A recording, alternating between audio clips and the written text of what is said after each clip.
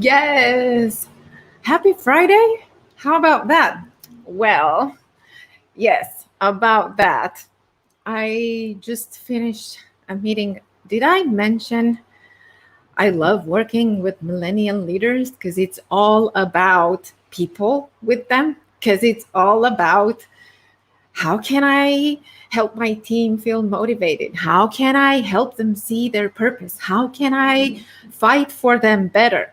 That is something that, I mean, the conversations that I have with millennial leaders, I'm telling you, these are not conversations that you're having with your regular leader, or not so much. So that is why I'm so keen to work with them on helping them improve their leadership skills, and in working with emerging millennial leaders and help them revolutionize the future of work. Because the reality is this: they're the ones who will be here for a long time, um, now, but in the leadership ranks.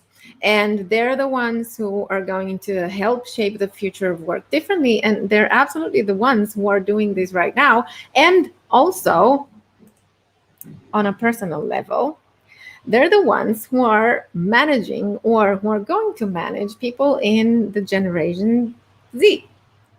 So, what that means is, and I have my kids are in Generation Z. So, why not help millennials lead the Gen Zs better and create a future of work that everybody's prouder with and happier with? Because the reality is, we're working a lot, right? We spend a lot of our life working. So why not feel happy at work? Why not feel good about it? We might as well enjoy it, right? So we said that today we're talking about how millennial leaders can revolutionize the future of work. And having worked with them myself and working with them and helping them raise their profiles as leaders, I can tell you there's a lot of things that I learned from them. But what I also need to tell you is we need to start defining these generations first. So I wanted to start with, I want to make sure that we understand when we talk about generations, we understand what we refer to here and what the purpose and meaning of each of these labels, after all, is, and how all of these generations influenced one another. Because that's so true as well. We're constantly influencing the people that we talk to, that we work with, that we learn with. So I wanted to show you a little bit of what motivates the generations, both in learning and working, because they're all connected, right? The way that we've been learning, the way that we're used to learning, is the way that we're used, and the stuff that we apply when we work, because that's our perception as students in school, and then high school, and then college, university, is this is my work, this is what I need to do. So learning means a lot of working. So that is a habit that we create as we learn, is going to be the habit that we also apply as we work. So when we look at baby boomers, for them, learning was a privilege. Not everybody could afford to go to school, or to go to college, or to go to a university. That was a privilege. And as we look back, for baby boomers, of course, the format was classroom or office, right? When it comes to working, because there was no internet, no other option there. So obviously the method was either books, I'm going to learn from a book, or I'm going to learn as I move into the workplace, I'm going to learn from my colleagues. And the feedback wasn't really there, because feedback was pretty much the exam, or the feedback that you would get at work is, did you do your job, or did you really? So you would know. And typically you would have, when it comes to facilitator or the teacher, And then in the workplace, when it comes to the leader, they were an authority. So whatever they were telling you, you would just go with it. There is no questioning there, right? The leader knows what they're saying. The teacher knows what they're saying. They're the authority. So I'm going to respect that authority and go with whatever it is that they say. Now, if you look at, and I don't know what I did here. Okay, I'm still sharing. If you look at Generation X, for them, and that includes me as well, and I can tell you this, like, I absolutely resonate a lot with what I'm seeing here, because for them, learning was a perception. The perception about learning and working was it was necessary. If you wanted to have a good career, you needed to be good, to do good. So to have great results academically, basically. So that was necessary. It was necessary for you to learn, to be a good student. It was necessary to get a good job. And then that good job was necessary for you to get a good life, basically.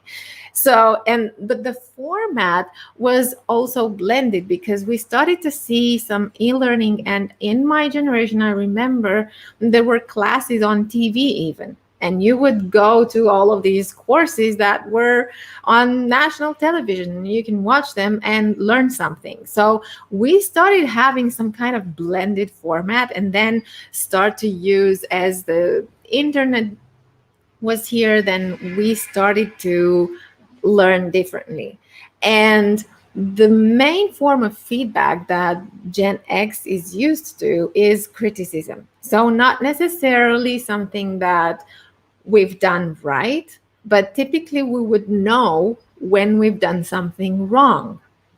So that for us is feedback. And this is why you see in the workplace, and I absolutely take this responsibility, but this is why in the workplace today we see a lot of, whenever we talk about feedback, people are afraid of feedback because it means criticism.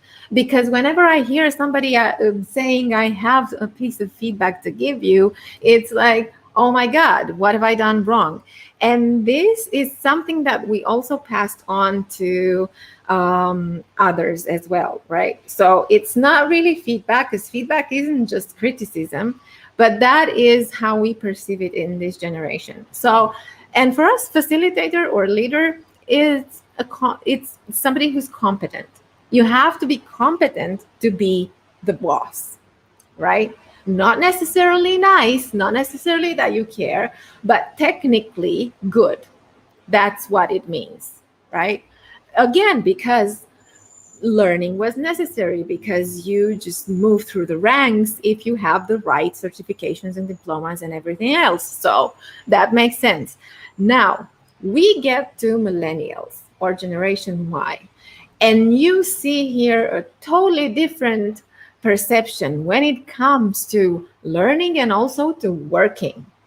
Because, and that is starting to make sense. Think about what we're seeing right now in the workplace, but not just right now, what we've been seeing in the workplace as the millennials started to get into the workforce, and what changes we've seen. Because the perception was, well, it's available.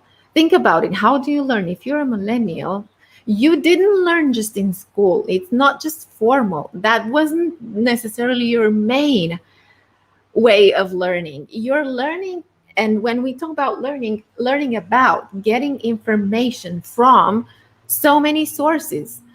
Like YouTube is one, LinkedIn is one, Facebook, all of the social media platforms, TikTok right now. A lot of millennials learn on TikTok.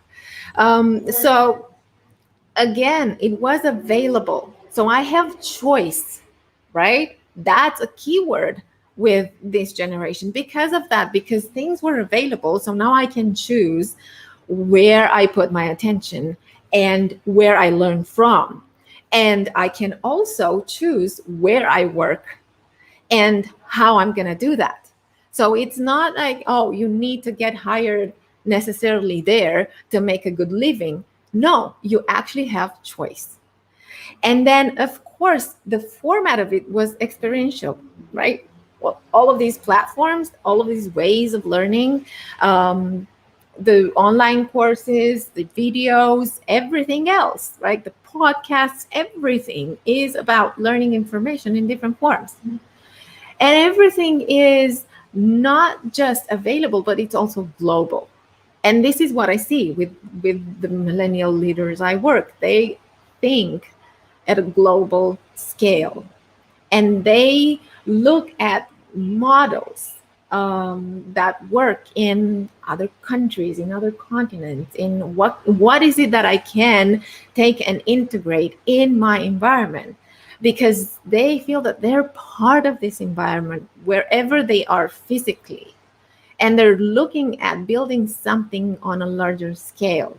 This is why it's also social. We learn with each other, not just from each other. And now, when you look at feedback, they're very keen on positive reinforcement. And I think, again, if you're a millennial, you might recognize that. If you're not a millennial, you also might recognize that, because they're all about positive mindset, positive reinforcement. What are your strengths? Um, how do you make your best contribution? How do you make your best impact? They want to know how they can change things with what they have and how they can build on their strengths. And no wonder that the perception on the facilitator in school or the leader at work is that the leader is a good coach. They're there to support me in my learning process, in my growing process, in my transformation. And a good coach definitely will help me highlight my strengths and work with them and build on them. So that is why they're the complete opposite, if you want, of Generation X. And I think that makes a lot of sense, because they were done with criticism, just criticism, and that's it. And there's something more to it. And they came with a positive reinforcement. I want to bring in Generation Z as well, because they're also the generation that will be managed and led by millennials mostly. So as a millennial, you need to know what's coming in and you need to know what their perception is. And for them, it's learning and working, that's everywhere. And that's where I say you're not going to probably catch Gen Zs working just for one company or one organization, and definitely will not catch them, most of them, in a 9 to 5 schedule. They will see opportunities everywhere, because more even than the millennial generation, the Gen Z, they've had learning and working all around them. It's everywhere, and it's absolutely mobile. It doesn't matter where I am physically. I can work from anywhere and I can do anything as long as it's purposeful. And that's why you start to see people, especially now when it comes to working. I don't know about you, but I've interviewed a few people from Generation Z. One of the questions that they all ask is, what's the higher purpose of your organization? What's your bigger vision about your organization? And they're asking that. They're asking this question from their employers.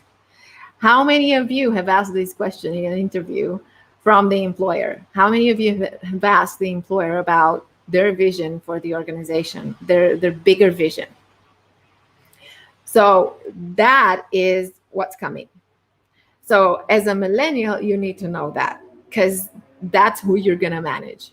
And that's actually great, because it's a very good mix here of virtual, social, global, experiential, and purposeful, if you look at it. But when we look at feedback, for Gen Zs, feedback is a dialogue. And that is an essential change. And that's what we will see more and more of as they come into the workforce. And why I say that is because they can give you the criticism and the positive reinforcement. So basically, they're a combination of Gen X and Gen Y. For them, it's a dialogue. And it's a dialogue that's based on the reality. They're more realistic, I think, than other generations before them. Also, because they had more sources of information, learning on a global scale as they were growing up. So that definitely makes a difference in how you approach the discussions. They're also super self-aware, and they care about the higher purpose. So for them, it's going to be a dialogue. And the leader has to be one of us. And to be one of them, you have to be able to have this dialogue. So, millennials, I want to go through some tips that help you bring this dialogue, because you're very big on positive reinforcement. But what about situations where you have to be critical? What about situations where you have to have a tougher conversation or a more uncomfortable conversation, one that is difficult, one that you know that people are not going to necessarily agree with you, or that you're not going to necessarily agree with them, and you have to let them know that. That's the kind of dialogue that I'm talking about with Gen Zs. And I absolutely think that all of these generations, and especially the Gen X's and millennials, can learn from Gen Z. That's why I'm saying we can influence each other, but we have to know what the strengths are and what our blind spots are, so that we can work and bring a balance in place. Now, if you look at millennial leaders, one of the strong skills muscles, as I call them, or superpowers, are these. First, that they want to make a difference. So they are leading with purpose. And that is absolutely great for whenever they're bringing in team members from Gen Z, because Gen Z is all about purpose. So you want to make a difference. All of the millennial leaders that I talk to, they say, I want to be a different kind of manager. I want to be a different kind of leader. They even say, hey, you know what? I'm not good. I don't feel I'm good with people. I don't have enough people skills. For my role right now, I need more people skills. Because they want to be different. They want to lead different. They learn different. They lead different. And that comes hand in hand with the fact that they're super entrepreneurial. And you know that. If you're a millennial leader, you know that. If you're not, you also know that. And what that translates into, not just a lot of them have their own businesses, not just that, but a lot of them are also intrapreneurial. So they're the entrepreneur inside the organization. They bring their entrepreneurial mindset in everything that they do, which is amazing, and which is why we've seen organizations moving in directions that we wouldn't have thought possible. And by the way, all of our flexibility and the way that we adapted with the crisis of the pandemic and understanding how we can work differently, a lot of that is due to them and their capacity to adapt and be flexible, and this entrepreneurial mindset. What do we do in this situation right now? How can we turn it around? A lot of that is due to these strong skills muscles that millennial leaders have definitely shown. And they bring both the professional and personal balance. I've seen that, and I don't call it, if you've been watching me for a while, you know that I don't like to call it work-life balance, because work happens during life as well. We're not dead at work. We're still very much alive when we actually spend a lot of our lives working. But what the millennial generation understood is that, hey, actually, I can bring a balance. I can have professional and personal. It's all about how I manage it and how I prioritize and how I express that, how I communicate my priorities to others, and how much I am aware of what my priorities are. And again, they're not going to be, they have these very candid and open and honest conversations about, hey, this is what I do for my balance, for my mindset, for my emotional balance. And they talk about, they bring the personal into the professional because they understand that it's all about this balance. It's all about how you feel as a human being at the end of the day. That is why they're so keen on, making a difference and leading with purpose. And also about the network kind of leadership, not the hierarchical one. And that is, to me, I'm absolutely a believer in the fact that leadership is not about hierarchy, but about legacy. And absolutely, they are all about that. So some of the strong skills muscles that I've seen are these. Now, I'm not going to kid you around. I've also seen some dormant skills muscles. And that these are some things that millennial leaders are working on or can be working on, so that they can revolutionize the workplace even more than they've been doing until now, because they need to grow. How do you grow as a leader? And first of all, I talked about this and I've said it times and times again: learn how to address and manage conflict, and how to give feedback, especially when it's negative, because being all about positive reinforcement, that absolutely helps. It helps in motivating and engaging your team, in motivating and engaging yourself. But ignoring issues as they arise or postponing conversations that are critical right now is absolutely devastating on a long term. So how do we turn things around, and how do we look at feedback that's negative exactly as negative feedback rather than criticism? Because there's a difference between negative feedback and criticism. Criticism doesn't help. Negative feedback helps me improve. Basically, with negative feedback, what I'm saying is, I'm seeing this behavior and it needs to change. What you do with positive reinforcement, which is, I like this behavior, let it stay, that doesn't need to change. That's what you can do with negative feedback.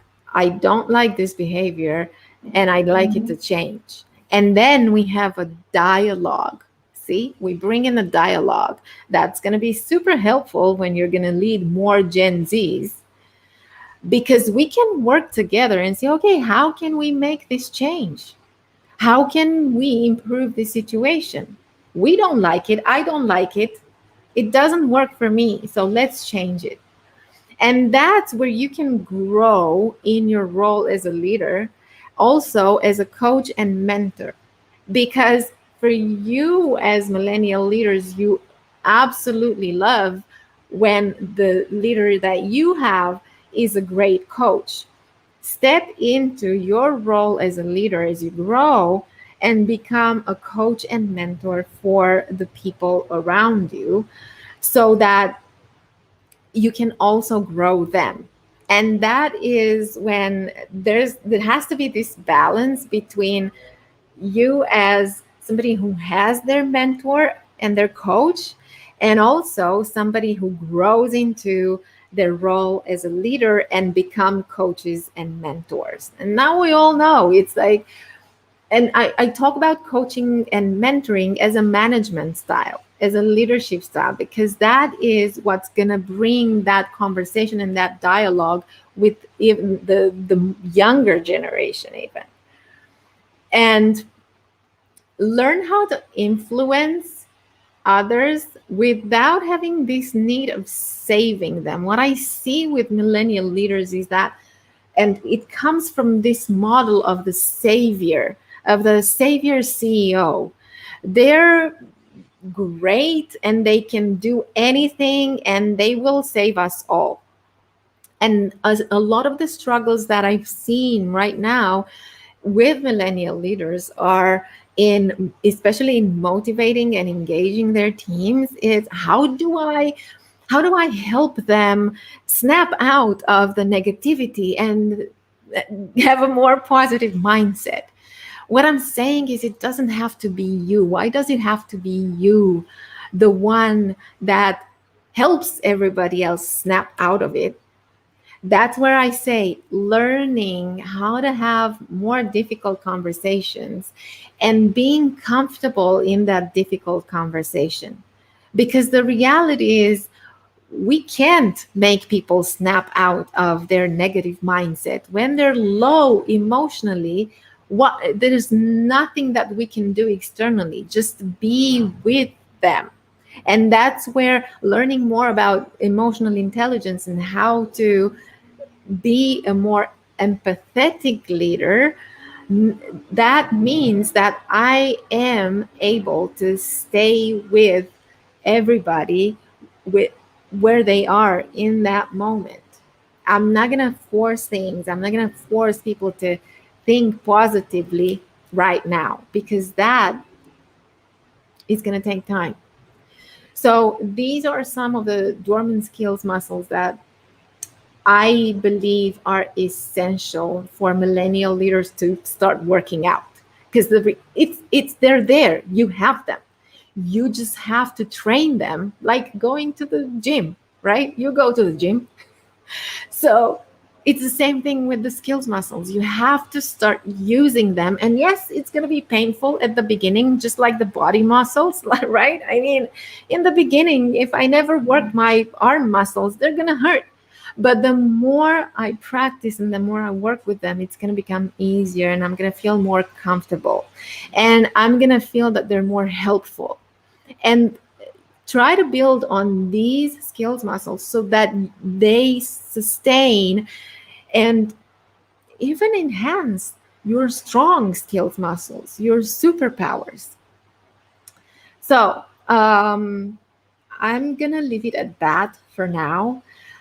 For more resources, check the All Personal Learning platform. You have a lot of online courses and a lot of free resources as well for you as a dream boss building a dream team, or as a millennial leader, emerging leader, as I love to call them. You have a lot of resources there. So click on the link and check them out. Let me know what else do you need. I'm going to put some more resources as we go, but for now you have emotional intelligence, you have listening skills for difficult conversations, you have a feedback course. So check them out. And you have a lot of Q&A, live Q&As that I've previously done, a lot of information about how you can motivate and engage your teams. So click on the link and check them out.